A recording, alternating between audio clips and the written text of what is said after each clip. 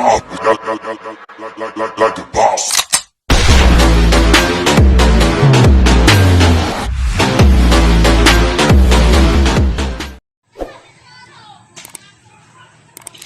Good day mga ka-Dream Boy.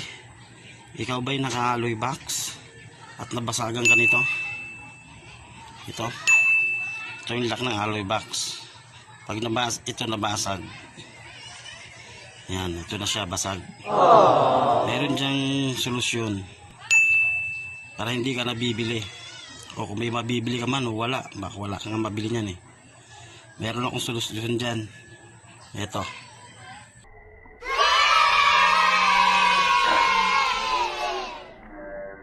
halagang 2 piso, tapos ang problema mo. Butasan mo na. Kung wala kang barena, concrete nail. Yan, yung isa maliit yung butas, ito malaki yung butas, para yung ulo niya medyo hindi siya naka-usli, kaya malaki ang butas niya. Kasi pag pinarehas nyo lang ang butas, yan, ito ganito kalaki parehas, naka-usli yung ulo, baka sumabit dun sa pet ng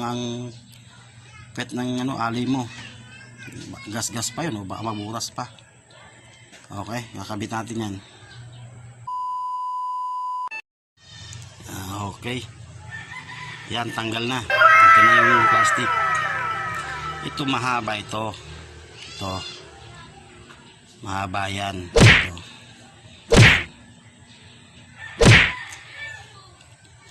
Kailangan bago mo ikabit yung dos, i-ano mo muna to sa liha, kuskus mo muna sa liha hanggang lumipis.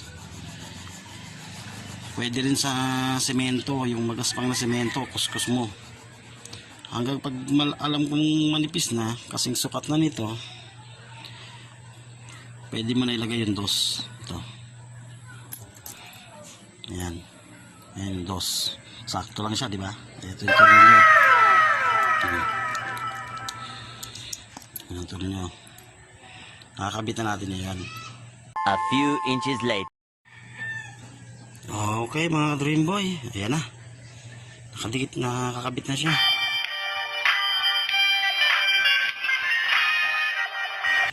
Sa halagang 2 piso lang, tapos ang problema mo sa basag na ganyan, diba? Start lang yan.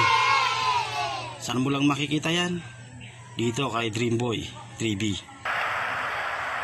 Okay, nakabitan natin yung alloy natin.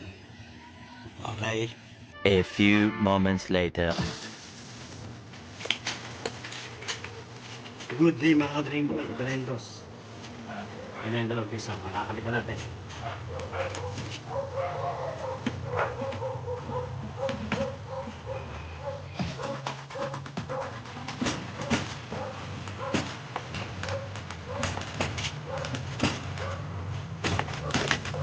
Okay, na, peace out.